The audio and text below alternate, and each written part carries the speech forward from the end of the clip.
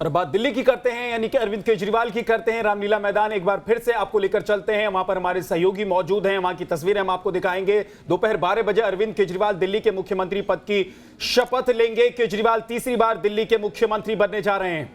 जी हां, अरविंद केजरीवाल के मंत्रिमंडल में वही पुराने चेहरे होंगे जो पिछली बार के मंत्रिमंडल में शामिल थे। इस बार केजरीवाल कैबिनेट में किसी नए चेहरे को जगह नहीं दी जाएगी। हालांकि पहले विद्या ये माना जा रहा था कि शायद हो सकता है कि आतिशी मारलेना, राघव चड्ढा और दिलीप पांडे को शायद मौका मिल सकता है, लेकिन फिलहाल अभी इस पर उनके कैबिनेट में कोई महिला भी होगी, ये भी इस बात पर भी चर्चा चल रही थी। लेकिन इस वक्त एक बड़ी खबर आ रही है, वो अपने दर्शकों को बता देते हैं।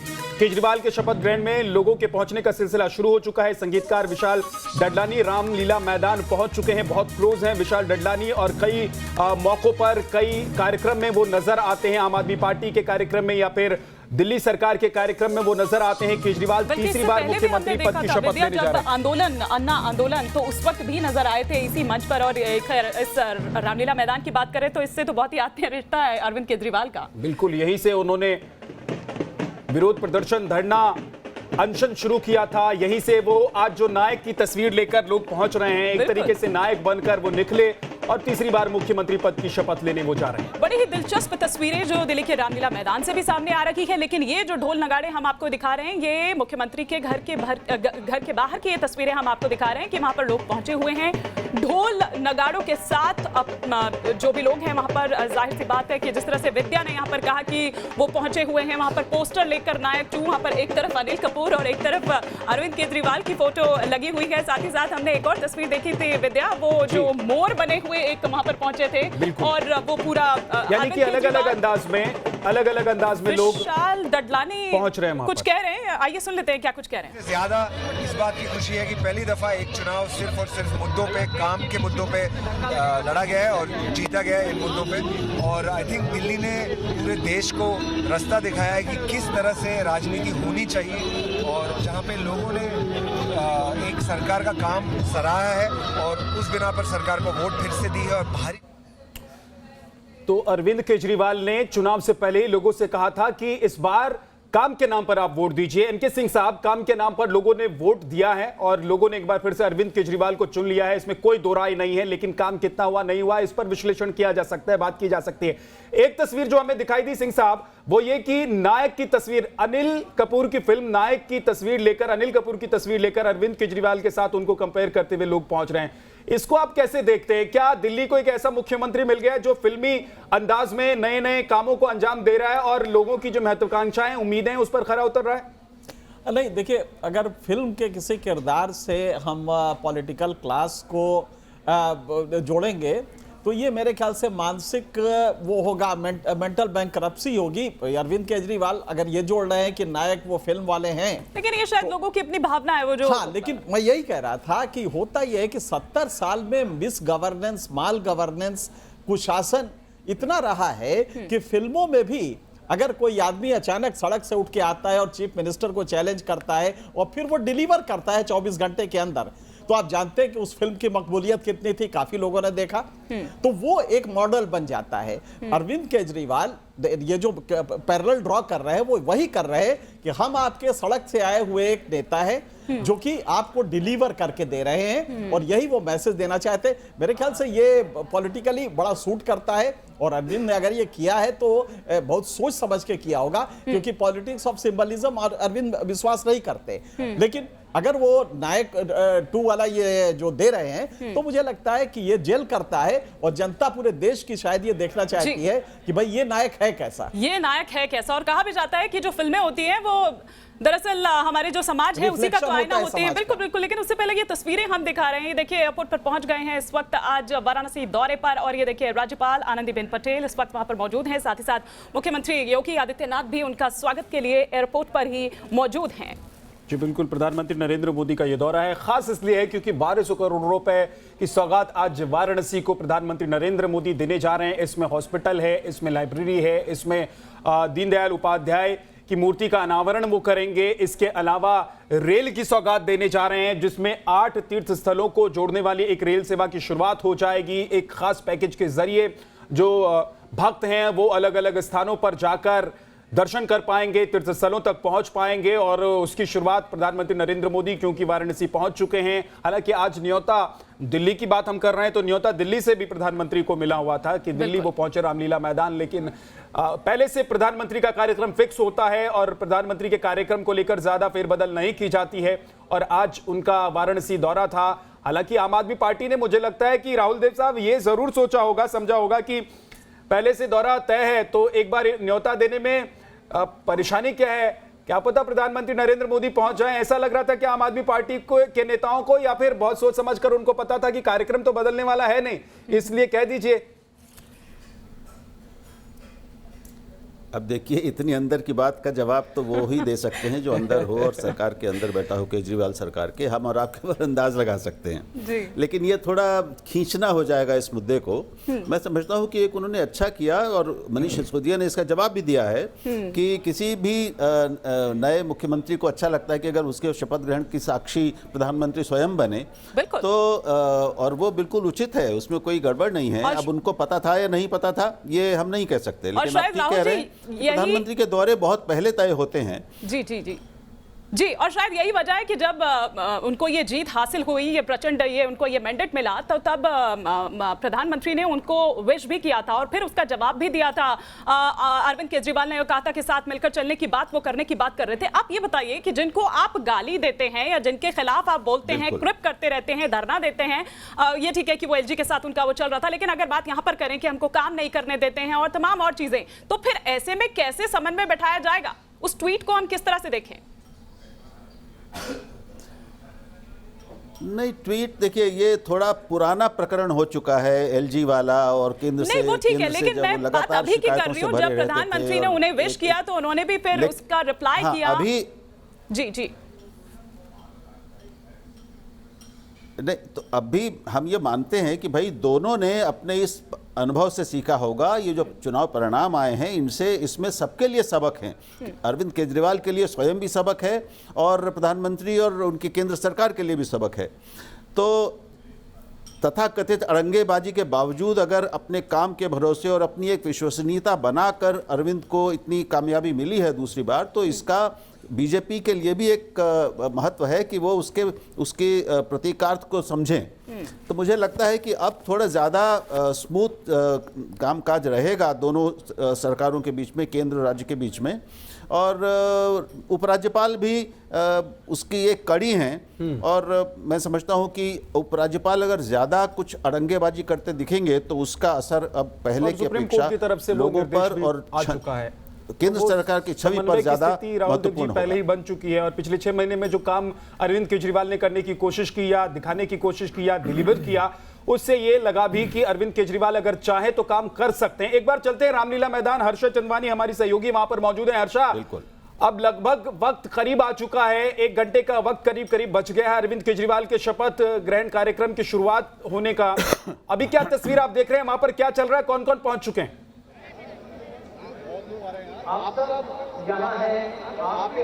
देखिए बिल्कुल आप ठीक कह रहे हैं, 11 बज चुके हैं। लगभग 11:50 पे अरविंद केजरीवाल पहुंच जाएंगे, अपनी टीम के साथ पहुंच जाएंगे। और यहाँ की अगर तस्वीरों की बात करूं तो भीड़ जो है आना शुरू हो चुकी है। 40,000 सीट्स लगाई गई है विद्या हिमानी, जैसे कि मैंने आपको शुरू में बताया था 40,000 सीट्स लगाई गई है और 1 लाख के लोग के आने की संभावना बताई जा रही है। और आगे की जो चेयर्स है आप देख रहे होंगे, आम आदमी के आने का जो सिलसिला है वो शुरू हो चुका है। हर तरफ आपको तिरंगे लेकर के लोग नजर आ रहे होंगे। और बात करें, विशाल ददलानी यहाँ पर पहुंचे हैं, भगवंत मान यहाँ पे आ चुके हैं। कई जगहों से जो विधायक हैं आम आदमी पार्टी के वो भी यहाँ पर पहुंच चुके हैं। धीरे धीरे विधायकों का आना, जितने भी जीते हुए विधायक हैं उनका आना शुरू हो चुका है। क्योंकि अगर पहली लेन में आपको दिखाऊं जहाँ पे डिग्निटरीज, विधायक और उनकी फैमिलीज बैठेंगी, वो सीट्स पे आप देखिए उस सीट्स का भरना शुरू हो चुका है बस। लेकिन जैसे विद्या हिमानी आप लोग शुरू में ही कह रहे थे कि पैराडाइम बदल गया है। जो ओथ सेरेमनी का पहले पैराडाइम हुआ करता था, जो मॉडल हुआ करता था, वो पूरी तरह सरकार ने बदल दिया है। क्योंकि जिस तरह से ओथ सेरेमनी में कोई नेता नहीं, नहीं, कोई विपक्ष, किसी राज्य का मुख्यमंत्री नहीं, बल्कि दिल्ली की आम जनता को बुलाया गया है।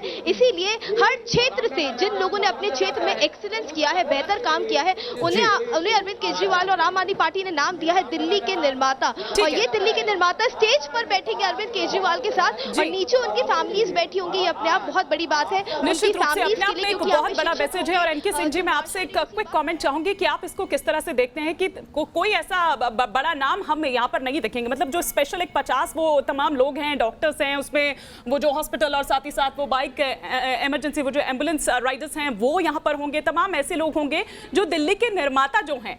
तो आप इसको किस तरीके से देख रहे हैं?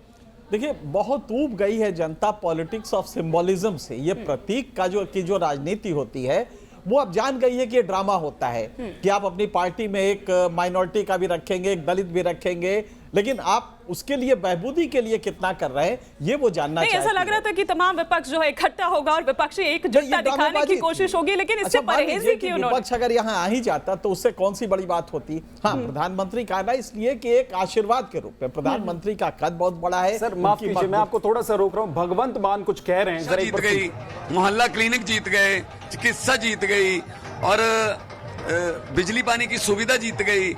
तो ये पहली बार हुआ है कि विकास के कार्यों को वोट मिला है और धर्म और जाति के नाम पे जो राजनीति करते हैं, नफरत की राजनीति, वो हार गए। सर, पंजाब में अगर इलेक्शन होते हैं तो क्या आम आदमी पार्टी फिर से ट्राई करेगी? पूरे देश में जाएंगे हम। अगर विकास के कार्यों को वोट डालने का सिलसिला शुरू हुआ है तो विकास तो पंजाब को भी चाहिए, विकास तो पूरे देश को चाहिए। बिजली पानी की समस्या पंजाब की भी है, चिकित्सा की समस्या पंजाब की भी है, तो स्कूलों की समस्या पंजाब की भी है। तो दिल्ली का रामलीला मैदान सजकर तैयार है, लोगों की भीड़ जुटनी शुरू हो गई है। आम आदमी पार्टी के कार्यकर्ता बड़ी संख्या में सुबह से ही यहां पहुंच रहे हैं और कुछ खास मेहमान जिनको न्योता अरविंद केजरीवाल की तरफ से दिया गया था वो भी पहुंचने शुरू हो गए हैं। बीजेपी को भी न्योता दिया गया था, खुद प्रधानमंत्री नरेंद्र मोदी को न्योता दिया था आम आदमी पार्टी ने इस कार्यक्रम में शामिल होने का। ये तस्वीर देखिए, रामलीला मैदान की ये तस्वीरें हैं जहां पर अब से कुछ देर बाद शपथ ग्रहण का कार्यक्रम शुरू हो रहा है। आपको बता दें कि यहां पर आम आदमी पार्टी के कार्यकर्ता हाथ में तिरंगा लेकर बड़ी संख्या में मौजूद हैं। बिल्कुल, लेकिन इस बीच हमारी सहयोगी हर्षा चंदवानी ने भगवंत मान से बातचीत की। क्या कुछ वो कह रहे हैं, आइए ये भी आपको सुनवाते हैं।